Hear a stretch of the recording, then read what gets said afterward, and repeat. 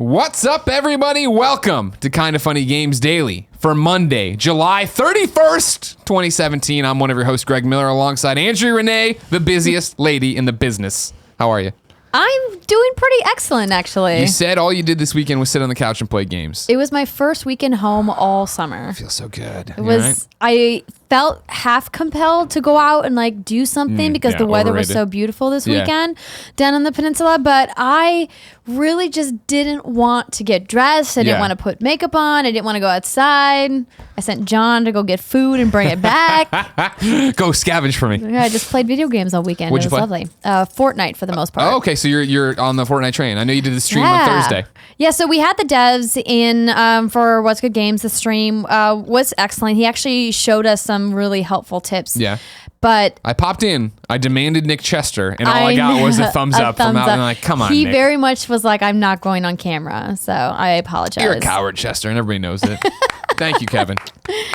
So we're really looking forward to, John and I have been playing and been building together. It really scratches that tower defense itch that I haven't had from a game in a long time. Run me through it, because that's the thing.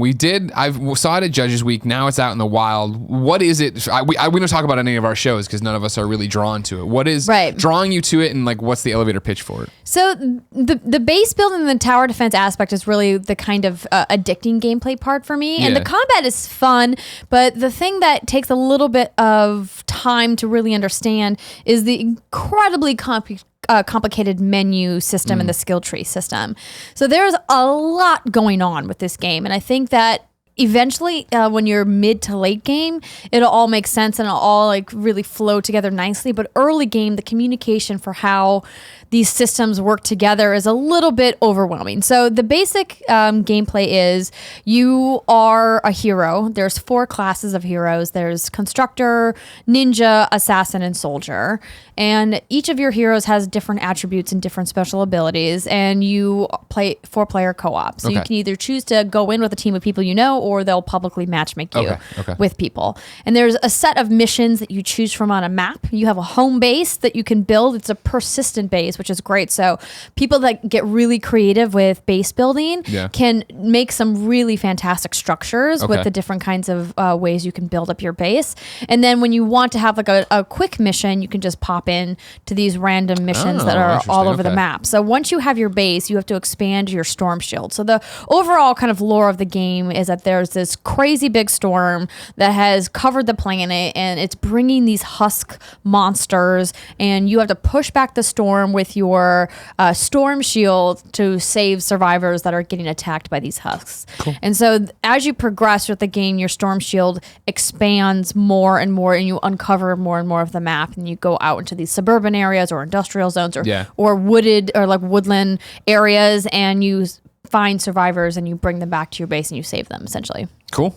And that was your weekend? Yeah. Surviving, saving survivors. Just spending the whole weekend in menus. Yeah. No, I had the same thing where Saturday night I turned to Jen. I'm like, today was great. And she's like, oh, when we went to like Stinson Beach and stuff. She's like, oh, when we were down there. I'm like, no. When we were sitting on the couch and I was playing Patapon and you were watching Game of Thrones, and it was just a chill weekend of like, hey, this is our life. There's nothing to run to. There's no event. There's nothing. Tomorrow I'm not going somewhere. She's not going home to it was like perfect of just doing that. And then it all turned into a nightmare last night when I'm one trophy away from the platinum in Patapon. It's a mini game I hate. I finally feel like I have the rhythm thanks to a stream we did today where for an hour I played. I have to do it perfect 5 times. I was only able to do it perfect twice for an hour. But I think I got the rhythm now. I think if I get a break in the day today, I'm going to be able to get in there and knock this thing out. But no, I'm going to try it. I saw you playing it all weekend. Yeah, so, it's great. The game's great. It's interesting. Somebody screenshotted tweets to me that are translated from like IGN Italy and some other source that are like giving it shitty reviews, saying the timing's all off and the buttons aren't like you can't get on. There's like, lag. There's lag. Like the Parappa the Rapper remaster? Exactly. That is not my experience at all. Like I up until this one mini game that I don't understand. Like it doesn't have a fucking song. I don't hear a beat in it that I hate. It's a long story. Just tell them to get good. That's what everyone in the chat was telling me. And they were all really mean, I think. And then they saw how much it hurt me that I couldn't do this. And then they all got supportive. And then when we finally got one, everybody celebrated. If you didn't know, ladies and gentlemen, this is Kinda Funny Games Daily each and every weekday here on a whole bunch of different platforms. We run you through the nerdy video game news you need to know about. We get all dirty with it. We get in there. We talk about the stories. We give it all to you in a boiled down function. If you like that, you can watch us record it live at twitch.tv/kindafunnygames. We don't interact with you, however. You have to go to kindafunny.com/you're wrong. Tell us what we screw up and get wrong during the show. If you don't want to do any of that, you want to listen later, great. You can get us on podcast services all over the place or watch on youtube.com/kindafunnygames. Please, wherever you consume the product, go to the other places and rate and share it there. We are dangerously close to 1,000 reviews on iTunes. Less than, I think, 75 now to go. So if you could head over there and do it, that would mean a lot to me. Please, it would be cool. Also, remember, Kinda Funny Live 3 is now available for everyone for free over on youtube.com/kindafunny. Another thing I got to do today, Tim went through and made all these awesome GIFs for every person who was on the show. So I need to send you your GIF and a link to when you come out on the show so you can get in there. Yeah. But for now, let's begin the show with what is and forever will be the Roper Report. Time for some news. It's just, you sound so, it's such a low-key do-do-do. I'm so tired. There are 6 items on the Roper Report. A baker's dozen! As long as you deliver that, Kev, I don't mind. A lot of these are, not a lot of these, a couple of these are updates to news stories we've talked about before. Yeah. We're going to start with more PlayerUnknown's Battlegrounds stuff. They've broken another record. They tweeted out today, or, PlayerUnknown tweeted out. We now hold the record for the highest peak player count of any non-Valve game. And he's saying, talking about it on Steam. So he's saying, good job, everybody. It's crazy to look at this. We talked about this before when PlayerUnknown got above Grand Theft Auto 5 for concurrence on Steam. And we were like, holy, that's awesome. Wow, how far could it go? To give you the idea there, Grand Theft Auto 5 was at 360,000. I'm going to round up every one of these. 361,000. Then it was PlayerUnknown with what their number was, I forget now. Then it was Fallout with 472, and now PlayerUnknown just reset it in July with 481,000 players, more than 481,000 people playing it at one time. Holy shit, Andrea! When does this game stop? Because now we did a Let's Play that'll be up as a party mode eventually, and it was one of those, like, I liked it. It was exactly what I thought it was. I've played King of the Kill or whatever with H1Z1. I think this is awesome. I got Patapon trophies to get, though. But it got right. Tim, where Tim went home and just kept playing that night. Where does this top out? Do you think can this touch Counter-Strike Global Offensive, which its peak concurrent was 850,000? We're talking like they would have to double our numbers, right? To get to Counter-Strike's level. So I think that they'll definitely continue to increase. I don't know if they're going to increase that much unless they add some substantial content to the game, which obviously they're doing. So where we could see these numbers actually rise is not just on the Steam concurrence, but with Xbox One players brought into the mix. So this is going to be the interesting thing. Once this comes to Xbox One, to see just how much more or how much bigger the player base is going to get when you bring in console. I don't know if there's plans in the future for this ultimately to come to PS4, because if you bring that in, and then if you allow crossplay between Xbox and PC, and then PC and PS4, then potentially it could explode. But because it's a shooter, generally we don't see shooters allowing crossplay for a very obvious reason. Controller's too good. Yeah, that's it, Greg. The controller is just too good. It's too precise. You know what I mean? So, I think it's great. I think it's great that they're doing so excellently, and they're definitely going to increase their numbers because the word of mouth is just spreading. It's insane, the word of mouth in this game, to the point of I can see the numbers continue to go up just in the fact that no one leaves. It seems like once you finally give it in play, you're in like everybody else. You're a Gary Whitta, where you're just doing this all the time. You're Austin Walker and Patrick Klepek playing every morning. Like, it's a game that it is a gateway drug to its own drug. Where once you get that hit, you're in. It seems like nonstop. Of like, if somebody wanted to play, if somebody was reaching out, I would totally play more. You know what I mean? Like, if I didn't have trophies and Tacoma to play now, I think I would play more once it's on console. My PC is now in the studio where we shoot the show, and so if I want to play on my PC, I have to like leave the house and go out to the studio, and then I'm like isolated in that room. I hear you. No cats, so like no I don't John. really usually play on PC very often. Exactly. So once this comes to Xbox One, though, do you think it's going to set the world on fire on Xbox One as well? I mean, set the world on fire is maybe a little hyperbolic, but I think it's going to do excellently. I think it's going to do big numbers. What's interesting to think about with it is like, this is now, I think, the next Xbox One exclusive that I can think of off the top of my head that I'm 100% in. This is a great get for Xbox. They certainly needed a third-party title to like reinvigorate their console fans because they've been kind of quiet. I mean, obviously, you know, I are both going to play Tacoma. That's another Xbox One exclusive. I can't think of another Xbox One exclusive except the one I just mentioned 4 seconds ago. Right, exactly. And I think that they really needed this, and it'll be interesting to watch how it progresses. Yeah, I'm going to be fascinated to see what happens when it gets to consoles. It'll be interesting to see how long it takes to get to PlayStation 4 because it was that Xbox One console launch exclusive stuff they're talking about made it sound like that. I remember there being a headline in a story about somebody on the team being like, no, eventually, I don't know, but everything eventually ends up on PlayStation 4, doesn't it, Kev? Mario Brothers 2019. Andrew Little wrote in to kindafunny.com/KFGD, just like you can, and says, continuing a question from last week about the ban for stream sniping, PlayerUnknown released the following tweet on the subject explaining how they reached their decision to ban the player.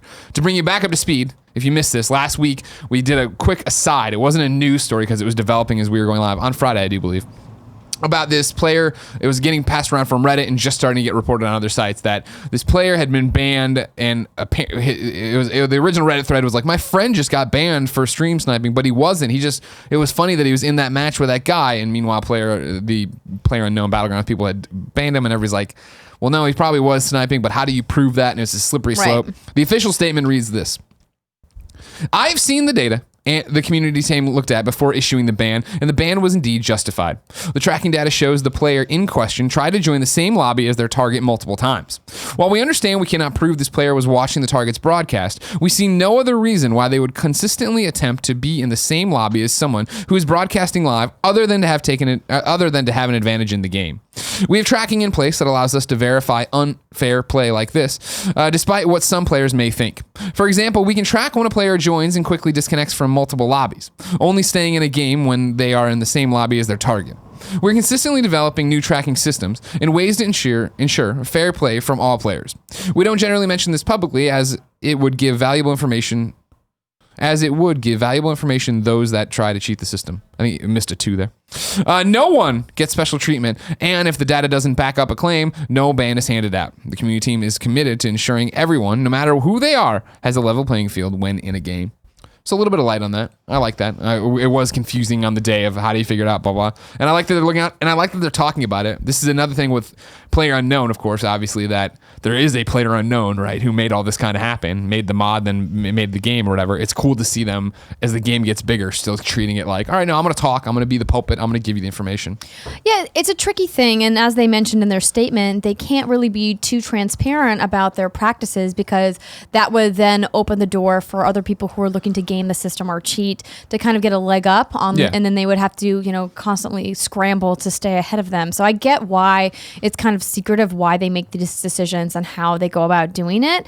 But I mean, it's a tough thing to track. The thing about this story that kind of makes me scratch my head a little is, who's got the time to stream snipe? I mean, well, who's doing these things? Like when I asked them, Andy and Joey, about this, I was like, I guess maybe I didn't fully understand the concept of what stream sniping was. And then when they explained it, I was like, wait, but why? Why is anybody wasting their time trying to do this? To ruin people's good times. times. To like disconnect from lobbies and reconnect from lobbies and have somebody stream open and go find. I'm like, I just don't get it. Yeah, no, I think it's something that comes with popularity and the crowd you build on the internet, right? Yeah. Where it's like, nobody here when we fucking stream Friday the 13th, it cares enough to go stream snipe where Jason is or whatever. Like, granted, there's a lag or stuff, but you could totally cheat. But like, why would you? You're playing with your friends. Right. Whereas like for this guy who got banned, I assume I'm going to be on whoever mega popular streamer guy's stream, and I'm going to look like a badass because I kill him. The thing that was confusing to me, though, is how the logistics of trying to make sure that you're in the same lobby with the hundreds of thousands of concurrent players that are playing this game. Like, how do you even go about trying to make sure that you're in the same lobby as that person? When we did it, we were doing like not private stuff, but like private servers. I believe you can get down to region and stuff like that. So I would assume you're boiling, where he's playing, and so you're boiling down to try to get that same thing. I mean, please find something better to do with your time than harass people like that. Just enjoy the game. Just have fun. Yeah. Just don't harass people on the Also, internet in maybe general. try to win legitimately. Get good.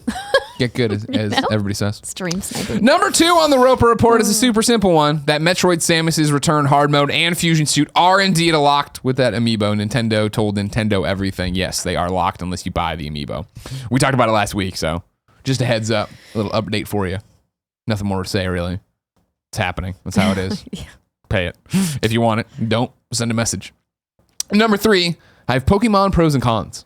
2 stories from IGN. GameSpot. We'll start with IGN. Pokemon Go has the highest grossing day since launch. The limited time introduction of legendary Pokemon has seen Pokemon Go players spend the most money in a single day outside of the game's launch period. Sensor Tower's revenue data shows that around the globe, Pokemon Go players put down around $5.8 million on July 23rd, the day after the long-awaited legendary Pokemon Articuno and Lugia. I nailed that one too. Became available to catch. This took place as part of the Chicago Pokemon Go Festival, which experienced connectivity problems and saw developer Niantic offer apologies and refunds to attendees, as well as add delays to the planned European event. Despite these problems leading some players to sue Niantic, Pokemon Go currently is the top grossing app in 23 countries, which includes the US, Canada, and the UK, with more legendary releases to come in the form of Moltres and Zapdos. But big old Zapdos. Zapdos. Don't worry, I mispronounce them all the time. Dose. I'm not going to say... Moltres. No, it's... Moltres and Zapdos. Moltres and Moltres. Zapdos. I hate you. Zapdos, come on, DOS at the end. That's funny. It's a play on computers, you see, because it's a computer 1, video 2, game. 3 in Spanish. It's a thing. Well, nobody knows Spanish. That's DOS, not DOS. Nailed you. Niantic will likely hold the spot. I'm saying it's those. If you're on the hunt for Moltres as raids begin, we just have the guide to help you. That's IGN. So IGN mentions the delays in there. I want to jump those. This is the con of all of this. GameSpot says, after Pokemon Go's Chicago Fan Fest ran into a bunch of problems earlier in July, developer Niantic has postponed a number of upcoming events in Europe. The Safari Zone celebrations in Copenhagen and Prague, previously scheduled for August 5th, and Stockholm and Amsterdam, August 12th, will now happen on a date later in the fall. Niantic was quick to stress that no other planned events, including those in Japan, France, Spain, and Germany, were affected by the delay. Quote, "We apologize for any inconvenience and hope you understand that our priority is to ensure great experience for Pokemon Go trainers in Europe and around the world." However, it seems not all the news may be bad. The developer concluded by saying, quote, "As a special surprise, we understand that some Pokemon that are rarely seen in Europe will be appearing soon in certain European cities. For a brief time, keep your eyes peeled." Andrea, look at us talking about Pokemon Go again. 3 weeks in a row it's been on this show. I saw it on the list today and I was like, do we have to? This is what I was talking about. Like, if the Pokemon Go event in Chicago would have gone off without a hitch, I think there'd be even, my whole thing was like, I thought more people would have been playing, more people would have come back, all these different things. People did. Highest grossing day since launch. That's fucking crazy. This game, a year old, that I think most of us have forgotten or deleted from our phones. Mm-hmm. Here it is. People are still addicted to it, are still out there. And even when the news is bad, they're like, hey, this thing didn't go well, and now they're getting All sued. press is good press. Man. I was talking to Brittany about this because she's Britt Bromrocker? Yes. What's Good Games? Yes, also blondnerd.com. So no, it's dead now. It's What's Good Games. So she is also a big Pokemon Go player, and she said that with the release of the new legendaries and the raid battles, she's been out playing. That's awesome. She'd put it down for a really long time, and she's picked it back up, and she's been, out catching Pokemon and having fun with the game again, and it's kind of reinvigorated them, which is great. I think, they clearly, had some problems with FanFest, and I heard the news that you guys talked about with the class action suit, which I think is, they're not going to get anything from that. But you think they'll settle, or they think they'll let it go to court? I don't think they'll settle. Yeah. I think that the people who are putting out the lawsuit it's their right to do so, but I don't think they're going to get anything. Because you guys mentioned there's tons of precedents for this. So yeah. We don't need to rehash that. But I think it's good. Good for them. I mean, they have been saying that they've been wanting to put out more content for the game and that they've been delayed in putting out the content that they've wanted to release because they've been just trying to catch up to server load. Yeah. Which is, unfortunate for fans of who want to, play more stuff. But in order for them to accommodate more players, gotta keep the servers running. Yeah. Yeah, I just can't believe how successful it's been. And good for them. Good for Niantic. Good for these fans. What can't you believe about it? I felt like this was a fad that went away. You know what I mean? And I especially then when leading up to Pokemon Go Fest, I was very much like, oh man, this is a cool idea that they're doing this, and I could see where it would jumpstart it. And then to have it go bad and have your core angry, it was like, ooh, I don't know. Is now all the news going to be bad coming out of it? Yeah, but I mean, when you talk about your core be angry, you're talking just about the people that at FanFest. Sure. I mean, that's what. Maybe there was 50,000 people there. Do we have an official count? We did somewhere on. I think it was less than that. And there's hundreds of millions of people playing this game around the globe. I haven't looked at their list. Let me look up their latest list of downloads. And if you guys know, if you're watching on the Twitch chat, kindoffunny.com/you're wrong, of course, is something that you can use. But I mean, sure, I think people who were not at FanFest looked at the news and said, wow, that really sucks for them. But it was clearly not a problem with the game being broken. It was a problem with too many people flooding the cell towers in a very small area. You and I experience this when we're at conventions. Sure. If we're inside Comic-Con or E3, PAX. trying to get a signal inside some of these convention centers where there's anywhere from 10 to 50,000 people in like a 1 mile radius, Yeah. it makes it really difficult to get a signal. How they didn't foresee that being a problem was really the root of their issue. Sure. Not the game itself being broken. Sure. It's just weird to think about how many people played it at launch versus how many I thought were playing it now. Yeah. And that's the thing. And now, granted, this is where you start getting in that revenue scale. We're not talking about concurrence, right? At launch, I didn't pay any money for anything, so I'm just playing the game. Whereas if you're still so far into this, you're paying for lures, I'm guessing, candy and all that jazz, so you can go fight these legendaries. So this headline from VentureBeat from June 30th, so about a month ago. Sure. Pokemon Go passes $1.2 billion in revenue and 752 million downloads. Damn. So 752 million downloads versus like the tens of thousands that Sure. were in Chicago. Well, even with those downloads, though, I mean, how many people are still actively playing it? That was my point leading into That's it. a fair point. I don't know. I don't think that they've released daily Sure. active users. When we were going into the festival and then even talking about the festival after the fact, what I was saying was I thought that for the majority of us, if you were to talk to people who played Pokemon Go at launch, they put it down and were like, oh, well, remember, it was broken. It did this. It crashed. It ate my battery. It was all bad news. And that was the lasting impression people had with it. Right. And so going into Pokemon Go, what I talked about was if that was a huge success, maybe somebody's like, oh, maybe I get back into it. Maybe I want to get back into it. Instead, it was all this, there's a lawsuit. They're booing. They're doing this. That doesn't motivate me to pull back out my phone and look at the app. As of April 4th, earlier this year, so who knows what the current is with the new releases. 5 million daily active users globally. That's crazy. See, and that's what I'm talking about. It's just like, it's surprising to me, and I bet it's another one of our echo chamber things we always talk about. Just the fact that all of a sudden it's no one's nuts, talking about it. I don't see, And that's just daily. Monthly active users are 65 million. Yeah. More power to you. Go get them. I'm glad people enjoy the game so much, and I'm glad people are back into it if it's working the way they want it to. Number 4 on the Roper Report. Persona 5 is getting an anime in Japan in 2018. There's a trailer up on Dailymotion. Nothing really to say about it other than that news, but I wanted to put it on your radar. That's the weird. For the first few weeks of the show, I guess we've been doing it longer than that now. God.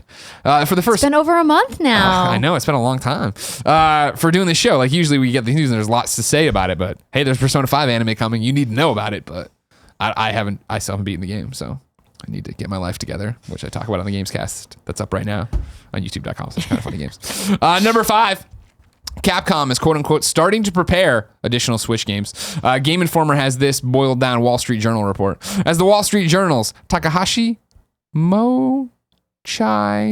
I was close, reports the updated $40 port of Street Fighter II, which was a decent one, sold over 450,000 copies during the first quarter of the financial year, according to the company. In its official earnings report, the company says the game, quote, made an excellent start and proved to be a smash hit. Because of the title's unexpected success, the company is, quote-unquote, starting to prepare additional Switch games. Whether this means it will begin porting more of its past games to the console, develop ports of its current titles, or create new games is unclear. Andrea, I bet they're ports. I bet it's more of this.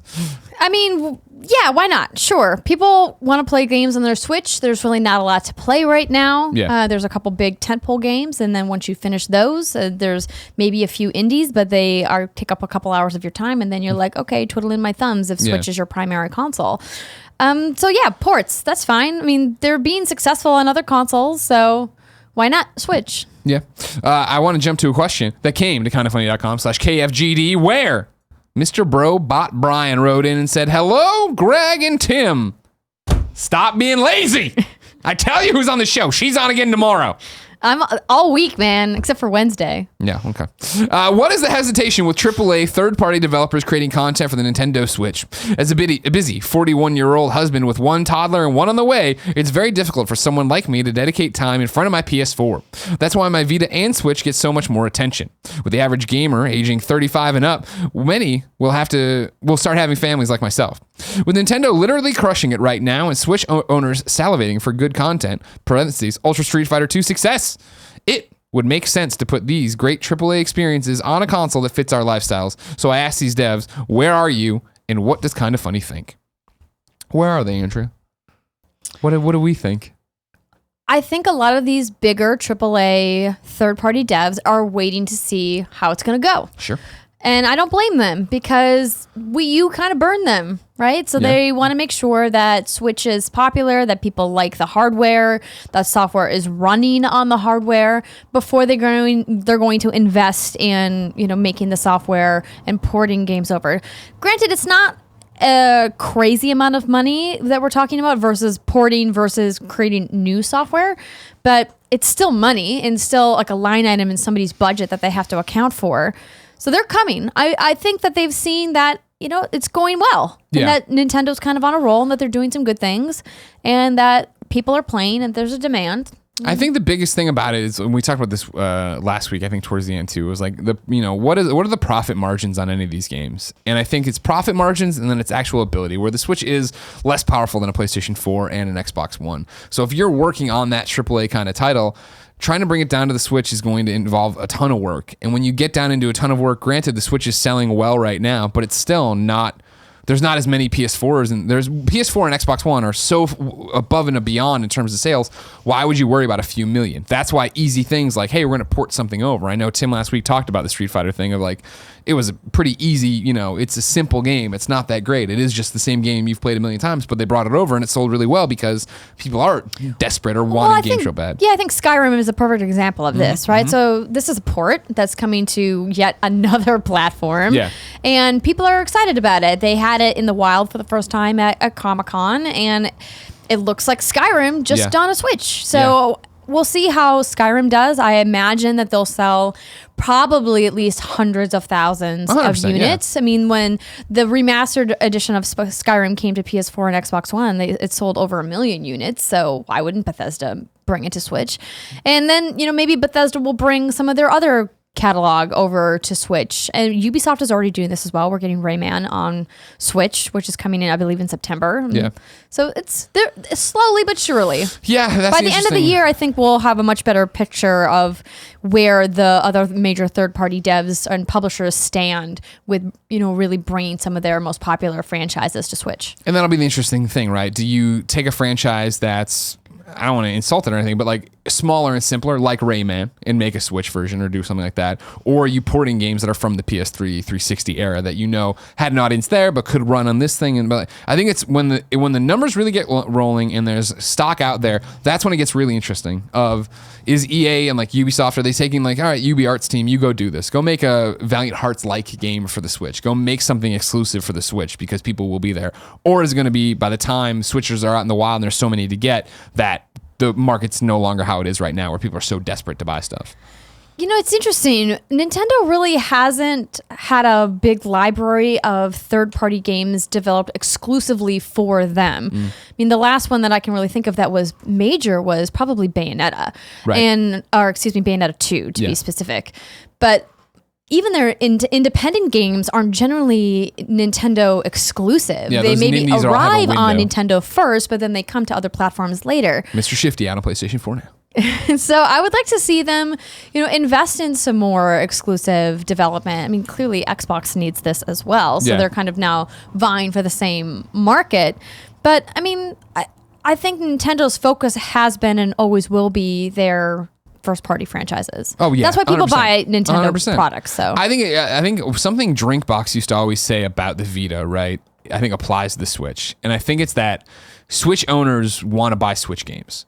And that's why I think Skyrim's going to sell really well. I think it's going to sell really, really well because I'm going to buy it again. I'm like, yeah, sure, I want Skyrim just to screw around on planes or jump into and jump out of. And what Drinkbox used to always say about Vita is people would look at them and be like, are you crazy? Why are you making Vita exclusive games? Like this, these are of course the guys who did Severed and the people who, Guacamelee. And why are you putting these games out on Vita exclusively solely? And they were like, you don't understand. Like there's an audience here that actually buys the games. Like it's not a giant, it doesn't have the install base of the other ones, but if I'm putting it on a PlayStation 4, I'm just getting lost in the store. Right. Why would I want to do that? And it's going to be interesting to see if other indies cross over and do that as well, which you kind of seen with that Nindies thing where, yeah, Mr. Shifty's out first. That box game that I can't remember the name of Death is out there Square? first. Is that the one you're thinking of? No, Death Square. No, that is a box game, but Death Square actually came late to the Switch. But like, it's more recently. It's about a cardboard box. It doesn't matter. Anyways, they came to the Switch first, and they had that exclusive window. And I think that's a really interesting, tantalizing thing of like, yeah, you can be one of the 14 PSN indies I'm going to read you tomorrow that are going to get buried in a whole bunch of different shit. But why not go to Nintendo and actually have a chance? Maybe like Snake Pass did. When Snake Pass came out, that got promoted really heavily by Nintendo. Kevin, was there a window on Snake Pass? I can't remember. Snake Pass. That came to Nintendo first, right? Or did it come to everything all at once? I think it came to everything. Everything all at once? Okay. I remember they got a lot of press for Nintendo, so who knows? Played it on the Switch. I think it was on Xbox One first. Snake Pass? Yeah? Yeah, because it was an ID at Xbox game. Huh. Let's find out. Someone go to kindoffunny.com/you're wrong. Let us know the release dates on all the platforms for Snake Pass. Sixth and final item on the Roper Report. Minecraft, quote unquote, Better Together beta begins today. Andrea, you added this one in. I did. Where'd it come from? So, this came directly from Xbox. They sent me this press release. The Better Together update, which will let you play with friends across devices, is getting a beta that starts today on Windows 10 PC and Android. There will also be a beta on Xbox One coming soon. This is the first time that you've been able to play... They say this is the first time ever that we've been able to do an update beta for our players on Windows 10 and Xbox One. The Better Together update is designed to unify the console, mobile, and Windows 10 PC versions of the game under one single Minecraft edition, which will include Infinite Worlds, the community marketplace, and community servers, which are coming to the beta later on. So this is, of course, what they announced on stage at E3 earlier this year. It's going to introduce cross-platform support, allowing console, Windows 10 PC, and mobile Minecrafters to play together for the first time. It brings together a collection of new features to players on the Bedrock Engine platforms, including mobile and Windows 10, and players will notice the very long-awaited and much in-demand stained glass, fireworks, parrots that dance, customizable banners, armor stands, jukebox, music discs, recipe books, and ravines.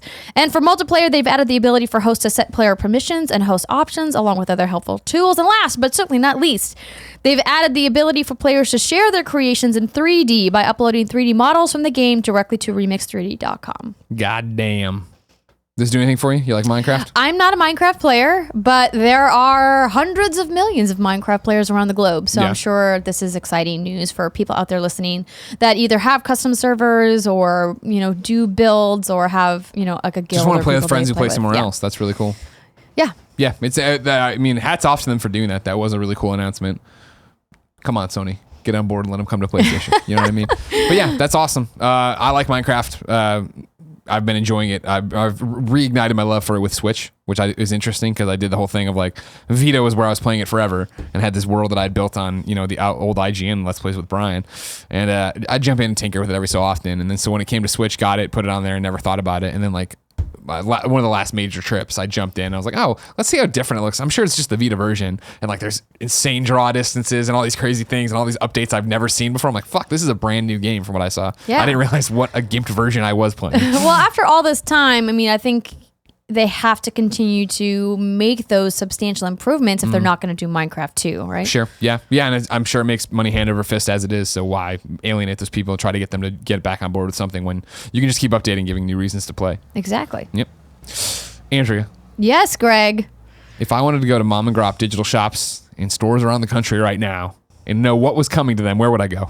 You would go to the official list of upcoming software across each and every platform as listed by the Kinda Funny Games Daily Show hosts each and every weekday. Don't think I didn't hear you shit-talking Danny and I with Tim about this. I said I wasn't going to call anybody. I wasn't going to play the game anymore. It's fine. I didn't shit-talk anybody. You said we were struggling with it. You had been. No, we haven't. Everybody had been struggling because it's a lot of words to memorize. We have very busy lives. I thought we'd been doing okay. You had been doing okay. Still struggling.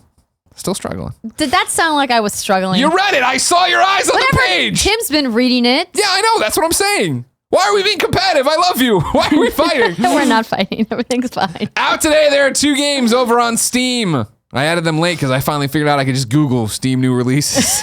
Secret World Legends is out over there, and so is Mars 2030, which is one of them VR games, I think. Yeah, so enjoy jumping into there, seeing what they're all about. I got nothing to give you on any of those. Patapon's out tomorrow. We got new dates, however. Monster Hunter Stories will now be released on September 8th in North America and Europe. That's a 3DS game. Ark Survival Evolved has pushed back. It's been in early access forever. It's been in 2 years in early access. Now it's going to get a full release on August 29th. It originally said August 8th, but they've pushed it back.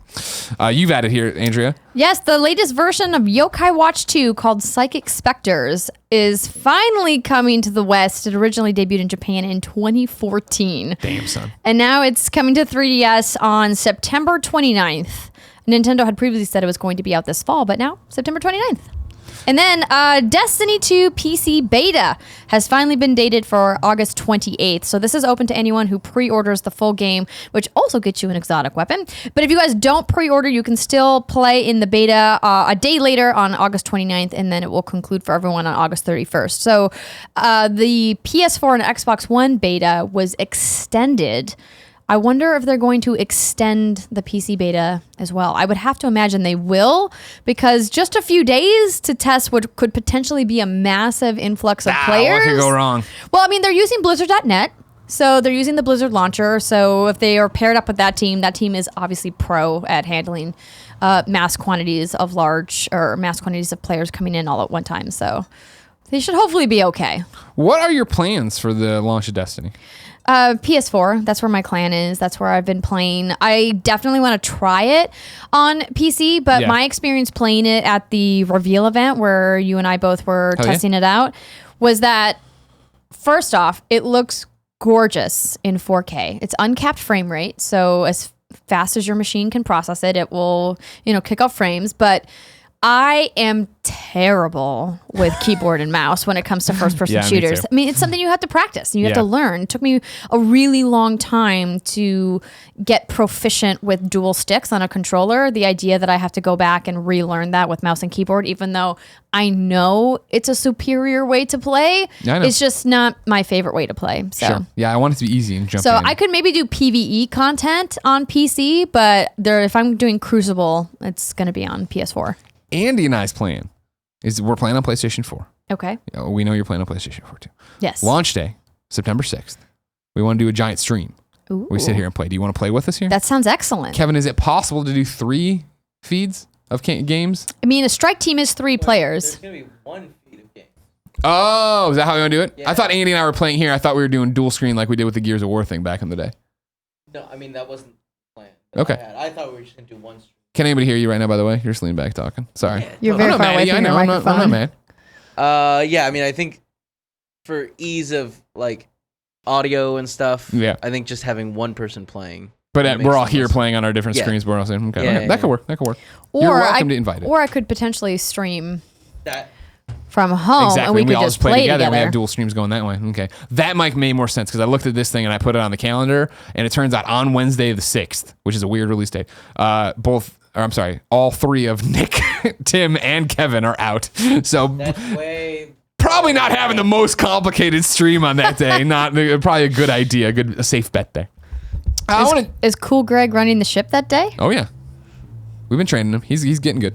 He's getting ready. Good. I want to jump into reader mail, Andrea. Yes. Remember, you want to be part of the show, kindafunny.com/KFGD. I want to start with Austin Moore, who touches on something we've been talking about. Dear G&T, God fucking damn it, it's Andrea. She's here every day but Wednesday. With Tacoma coming out tomorrow and little to no coverage of it going around, does this show that exclusive third-party deals are bad for game developers? It almost seems like games like Tacoma are randomly tossed out, and it almost seems like somebody is asleep at the marketing wheel here. Thoughts? First off, no one's asleep at the marketing wheel for Tacoma. I've been getting many press releases and PR requests for gameplays, for interviews. So they're getting the word out about this game specifically.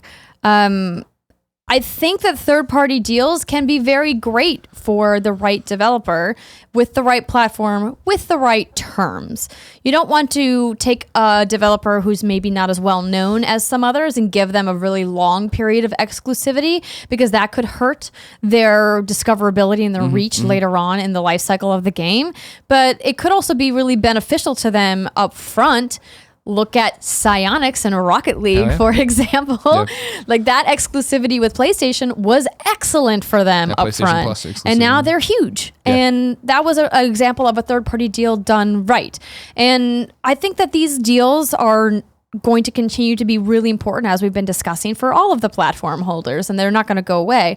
I don't know why people aren't hearing more about Tacoma. I think that's more about this type of game 100%. And how the concept of the game is really difficult to explain. Kind of like Gone Home, their previous game, Fulbright's previous game, was also really difficult to explain.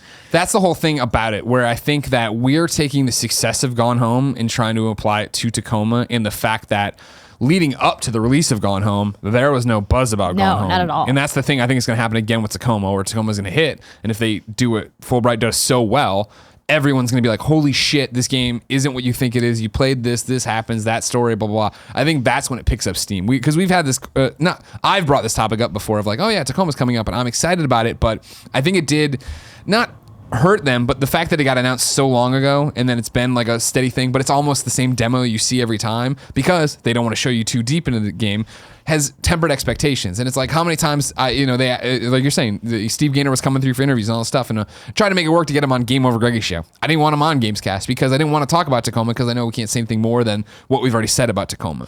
Well, because it's such a narrative-based game, you can't really talk about it without giving away the experience of discovering that story for yourself. Yeah. So it's a tough game to do previews of, because you don't really want to spoil it for people that are going to play it. You just kind of have to take a leap of faith and try it out. And it was the same thing with Edith Finch, right? Even of coming up, and I mean no longer being exclusive, obviously, but coming up of like, not a lot of buzz leading up to it of like, oh, it's Giant Sparrow's the game again. And I was like, at PAX, I'm like, I don't even want to fucking see it. I don't want to play it. I know I'm in. I want to play it when I get the full game and go through it. It's similar to me with like Telltale games. Like, oh, do you want to come by and do like the first hour, or first chapter or first hour? I'm like, no, fuck no. I'll play it when it comes out. I don't want to get there and ruin what it's going to be. Right. And I think, so yeah, it's a different, this isn't indicative of third-party deals. I don't think Microsoft was ever going to run ads for this during like NBA Finals or something. That's not what this game is. That's not how you promote it. Right. You want to see a third-party deal that's done right? Look at like Spider-Man and PlayStation, right? Like Insomniac isn't a first party, you know what I mean? They've worked very closely with PlayStation for years and years, but that game is a juggernaut already, and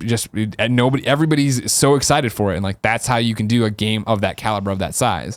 The same thing now, the other side of that equation is like Insomniac with Xbox for Sunset Overdrive, where Xbox tried, and people who played in Sunset Overdrive liked Sunset Overdrive, but again, hard game to explain. It was tough because it was also a Xbox One launch title, and so you would think that it would have done. Yes. Yeah, it was. You would think it would have done better than it did. And I think that the art style in that game was a little off the wall, and people didn't really know what it was about, and there really wasn't like a central character that. And it was another one where every demo you saw, I think, looked the same. Right. Where it was like, since I don't know the world and I don't know the characters, it was like everything I'm seeing just like, you just skate around and fight stuff? Like, what's going on? Yeah.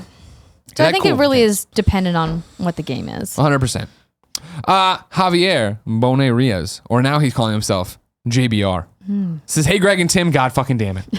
This past weekend, from July 28th to the 31st, was the Lawbreakers beta on PC and PS4. I've been playing it on PlayStation 4, and I gotta say it's a lot of fun. Definitely tricky and way more intense than other shooters once you start, but I've really been enjoying the game. I think Boss Key has a great game on their hands. My question is, did you guys try out the beta, and if so, what were your thoughts? What's your experience with the Lawbreakers? I have not played it since it's been in beta. I played it when it was in alpha. So they have changed quite a few things since then. I saw that this was in open beta, and I was going to jump into it, but I got sucked into a Fortnite wormhole. And I'm really looking forward to testing this out once it launches, which is, I believe, next week. Yeah, August 8th, I want to say. Yeah. I mean, I went down and did that video. It was a Lawbreakers video about like them coming to PlayStation 4, and got to play it there and play the PlayStation 4 version. And I was like, I was honestly like, oh, this is actually fun. Like, I'm not the biggest shooter guy. I'm definitely not a multiplayer shooter guy with the exception of Titanfall. So to jump in and actually have fun and feel like, oh, okay, I'm getting this character. I'm learning how to do this. I'm stoked. I didn't play the beta, but it was because I'd already played that, and it was another one of those. I'm sold. Just give me the, let me play it when it comes out, and I'll play it, and I'll enjoy what I played. But yeah, I think it's interesting. I think it's cool. What's going to be the impact, how big of a fan base it gets, how big of a community it gets, that's going to be interesting for me, because I really do like Cliff's and Boss Key's statement of just like, it's multiplayer only. We're only charging $40. This is what we think it should be. They're charging $29.99. Oh, my apologies, $30, right? They're very much of like, we want to make a game that is AAA, and we feel like we're a AAA studio, but we're not. You know what I mean? Like this is something that's different. This is it, and that's a good message to have, and I think it's going to be appealing. Yeah, absolutely. And the window that they've selected is excellent. They're getting out in front of Battlefront, out in front of Call of Duty, and that's out in front of Destiny. Like this is a good time to launch. Smart choice. Well, next week is a quieter week in terms of game releases. The 15th, I know things start really ramping up again, but here is this shooter. It is cheap. We want you to get in and have fun and get attached to it. All right, go get them. Corey wrote in to kindoffunny.com/KFGD, just like you can, and says, how do you feel about the touchpad on the PlayStation 4 controller? Currently, I'm playing Doom, and being able to pinch and zoom or swipe on the map feels so right. I usually don't see games using the touchpad. Hell, my wife didn't even know that you can click on the left or right side. It usually brings up different things, menu or map. Do you find that developers are using it effectively, and what is your favorite implementation of the touchpad? I feel like not enough developers are using it effectively. 100%. Some developers are doing cool stuff with it.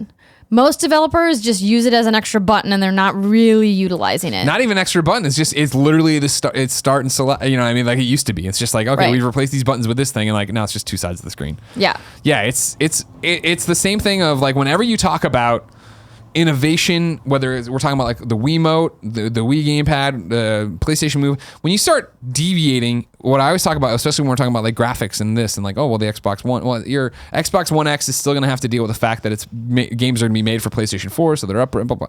This is exactly the point of like, when you get a third-party game, and it's coming out on Xbox One already, you're just like, well, just replicate what the hamburger button does on the right side of the touchpad. You know what I mean? Like, why would I go through and give it something special? Like, games like Thief did a whole bunch of different things with, like, light bars and this, like, where it was like, oh, cool, but it was like, it didn't sell more copies. It didn't make it, you have to play it on PlayStation.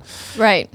I agree. Anything where I can use the map, or I can pinch and zoom with it, or I drag my finger on, it's cool implementation. It's cool, but it's so few and far between that I was like, well, you didn't need to do this. Like, there was no real reason for this. And I think looking back at, like, I think when there was a little more talk of, or thought of like, well, it'll be, we have to be ready for VR. So like have the light bar, have the sensors. It's a similar thing, not as egregious, I feel, as like when the PlayStation Vita came out and has a back touch and a front touch. And everybody's like, we just wanted to play games. We don't need bubbles. The back touch on the Vita was always so difficult to use. Sucks. God, what was I doing the other day? I was trying to remote play something, but even it was like remote play menus or something. And I was going through and I'm like, I was in a game. I'm like, why can't I'm tapping all over the fucking back touch? I can't get anything to work. I'm like, God, this thing sucks. Why'd they do this? Could have had a shot. Somebody on Reddit says that this is super obvious shill. I love that name. It makes the PS4 controller a good PC controller. If you need to do something with the mouse while you're outside of the game, you can quickly scroll around with the touchpad. The community implementation, I can speak today, of the drivers for the PS4 controller also lets you bind clicks so you can replicate the functionality of a mouse in addition to a keyboard. That's kind of a nice feature. I'm glad we're taking care of the PC dorks. All right? It's not meant for you. Stay away. I use my DS4 on PC for games that have it. Yeah, well, that should be every game. Playing this Battlefield or whatever, Battlegrounds. I got to hit C. I'm putting WASDas over here. You can plug your Xbox One controller in and use controller support. Can you really? Have you tried it? No, I thought I would just get my ass kicked. I mean, you might get your ass. No one's saying you're not going to get your ass kicked. Okay. Can't use my PlayStation 4 controller for that? You can try both. Okay. Most of the time, they're interchangeable. PC gaming's scary. I just don't want to do it, Andrea. I just want to get in there. That's where the child predators live. I don't want to get in there. You know what I mean? Yeah. It's true. Look at any one of the Datelines with Chris Hansen. Where are they coming from? The internet. What's the internet connected to? The PC. They're using AM. They're using the AIMS, the chat clients. I'm not falling for it. I'm not showing my dick to anybody again. Jack Scollins wrote in to kindoffunny.com/KFGD with the final question. He says, Greg fucking Miller with male/female co-host. It's a female. It's Andrea. With the failure of Mass Effect Andromeda and the change in leadership at BioWare, do you see them ever doing a Mass Effect collection? It would be the first time Mass Effect 1 has ever been on PlayStation and can bring new players to the franchise. Thanks. And as always, keep fucking that chicken. We ever going to see a next-gen collection of Mass Effect? I would love that. Yeah. I would go back and play all of those games in a heartbeat if they brought a collection to the current generation. But I mean, I think you can play all Backwards three of compatible. those in backwards compatibility on Xbox One. So PlayStation, because the original Mass Effect never released on PlayStation. Yeah. So I don't know if it would come. It would be great, but they're working on other stuff. Yeah. I don't know, man. It's just one of those things of exactly. I think they're looking forward now. They have to worry about reaching for the name. I want to say Anthem. Anthem. I want to say Revelry. Close enough. They're not the same thing at all. Well, you have Revelry and you have Anthem. They're both like things you would play on a trumpet. So that's where I was at. All right, and they're both the same. Okay, they got to focus on that. And I do think bringing it up brings up Andromeda, where you're like, oh well, that was a. And I think now you get your wheels moving. And at this point, wouldn't you want to? Why not wait and do it on PlayStation 5, Xbox 2, whatever the hell the next real quote unquote generation is going to be, not the half steps. Yeah, I feel like you could make even more money there if you were launching with that. And it was this. Did Mass Effect 1 never really come to PlayStation in any way, shape, or form? I remember it didn't for the longest time, because I remember obviously Mass Effect 2 comes, you had to use the backup. You had to use the comic thing, which I thought was cool, because of course Mass Effect 1. I mean, it was cool, but weakest of the trilogy. It's not a substitute for playing the game. Yeah, yes, it did eventually come to PlayStation 3. Okay, so just PlayStation 4 doesn't come to. Correct. Yeah, I don't know. I feel like they had a good window there leading up to Andromeda. I think that would have been the time to do it a year out or something. Be like, hey, yeah, and here's the Mass Effect trilogy. And everybody goes, woo! Oh, it's because you had to buy it in the trilogy. On PS3. On PlayStation, yeah. Yeah. All right, time to squad up. This is where one of you writes into kindoffunny.com/KFGD. Where do you do there? You go there, you ask these questions, you put in your name for people you want to hang out with, and then I read them here. You give us your name, what platform you're playing on, all that jazz, and why you need friends. I read it here on the show. Then the other best friends on your platform hit you up and go play games with you and have a good time. This one comes from Marcus, and I wouldn't try to pronounce your last name, but you say in parentheses, please try to pronounce it, Greg. Marcus Hikikila. Oh my gosh. Marcus writes in he needs friends on PlayStation 4. His PSN username is Night, Night, -Mare, MARE, and then a W. Nightmare W, but with a hyphen. He says he needs friends because I'm currently going through a heartbreaking divorce and I finally bought a PS4 to keep myself occupied. Sadly, I don't have any real life friends who play games, to the point that I'm starting to feel so isolated as that sickly raccoon trapped in the box by Grandma Miller. So I'd love to, this thing, that raccoon had rabies probably. We did not want to touch it. So I'd love to connect with you can awe him though. Yeah, no, that's what I'm saying. It's sad that he feels that way. I thought you were sad about the raccoon. No, whatever, raccoon. Grandma Miller did God's work that day. Sorry about you, Marcus, though, in the divorce. So I'd love to connect with the best friend community over some fun multiplayer. I'm currently playing Mortal Kombat X, Alienation, Helldivers, and Rocket League. I realize these aren't exactly brand new games, but I'm still catching up with all the games I missed out on before I could afford a PS4, and I really can't afford that many newly released titles either. So if anyone's still into those games or just wants to add me as a friend, I'd be more than happy to connect with the best community on the interwebs. Cheers from Finland, where we ride polar bears to work and live in igloos. Thank you for all the entertainment, Marcus. He just blew Kevin's mind. It happens a lot around here. I think he was joking, Kev. Don't go moving to Finland. All right? No, guys. All right, we'll think about it. Everybody hit up Marcus. Be best friends with him. Night-Mare W. Enjoy. Andrea? Yes, Greg. What did we get wrong today? Well, I've just pulled up the page. And it says... Oh, yes, I did mess that up. Andrea said the 4 classes in Fortnite were Soldier, Ninja, Assassin, and Constructor. There is no Assassin class. The 4th is Outlander. And the irony of that is that's the class that I'm playing is the Outlander class, because it's like the class that gets like loot bonuses. You can see loot through walls and stuff. Ooh. You can run real fast.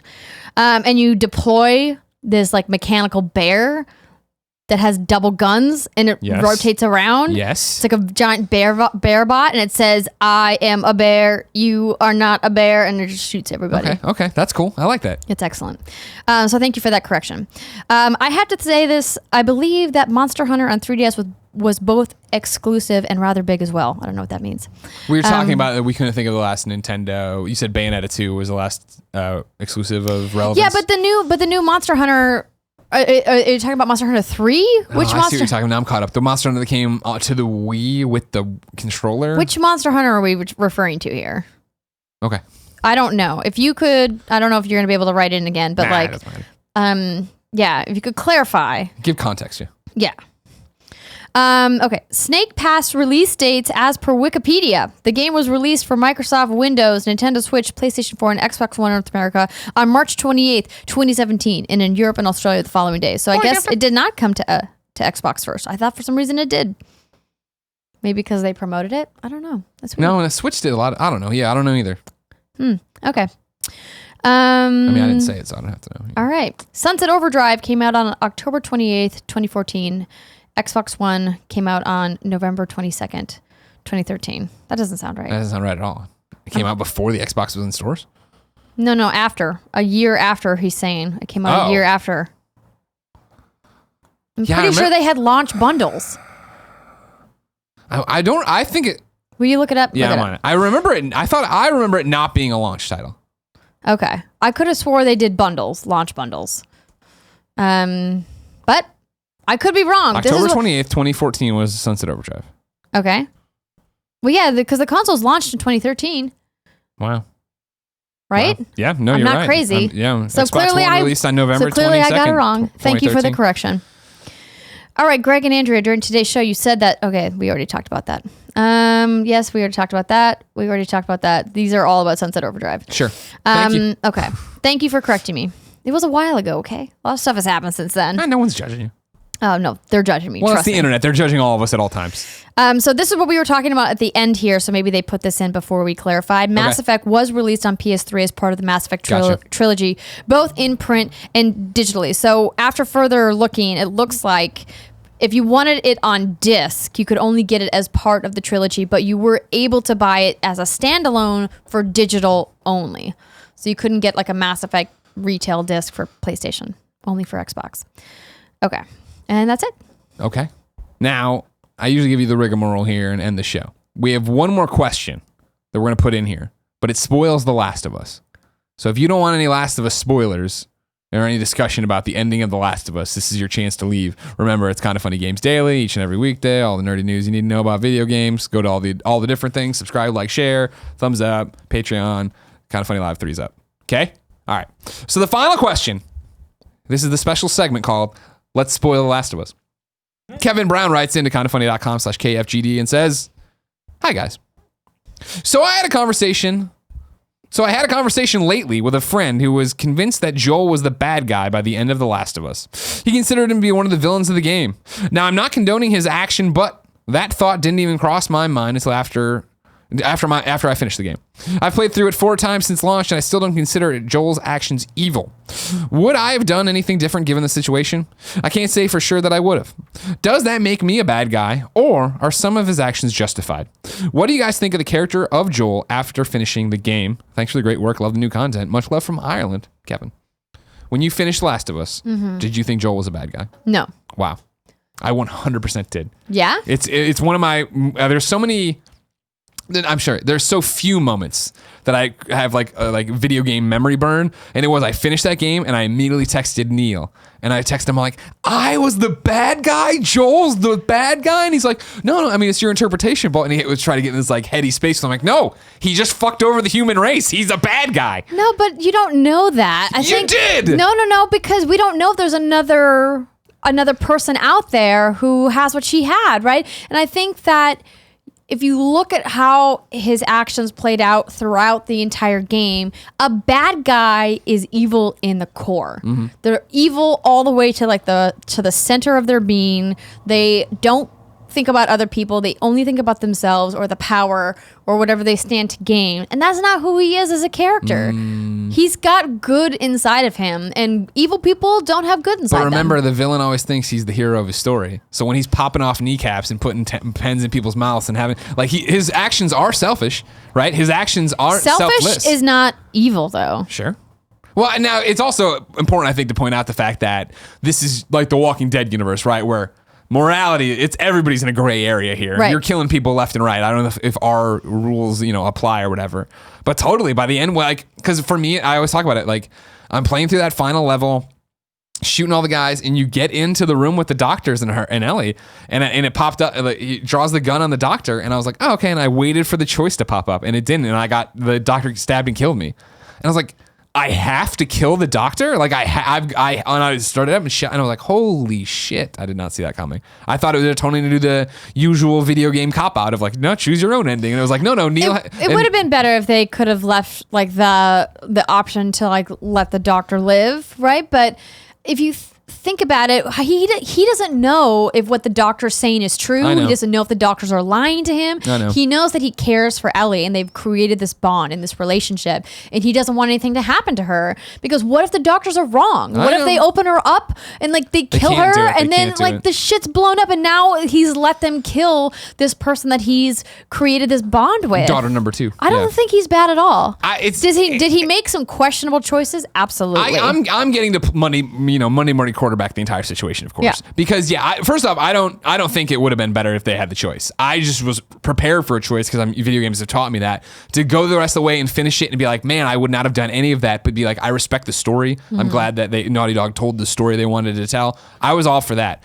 It's 100% what you're saying of Greg being the guy playing the game, having, trying to get all the trophies. So I'm collecting all the things and reading it, where I'm like convinced that, like, I'm convinced based on the things I've found that, they can do this. They're going to be able to do this. But I totally get the other side of it, because that was Colin and I's argument we used to always have of like, when he got to the end of like, well, you don't know if it would have worked. And I'm like, no, it would have, because of all the paperwork. And then we had Neil on a podcast Beyond, and we're like, would it have worked? He's like, oh yeah. And we're like, see? And so it's like, you don't know that. Joel doesn't know that. I get that. I get Joel doesn't know that there's a god with long hair and a little beard who's telling him everything. But here's the thing. In the world of medicine, and like obviously it's different if you talk to the creator of the story and they say definitively it would have worked. In the world of medicine, like in real life, it's so unpredictable.